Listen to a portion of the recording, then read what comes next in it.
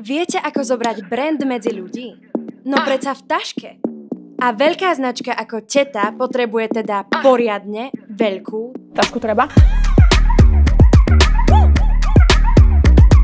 Pre drogériu Teta sme hľadali fluent device, ktorý bude nielen výrazný a originálny, ale aj fyzicky nositeľný a využiteľný na socials.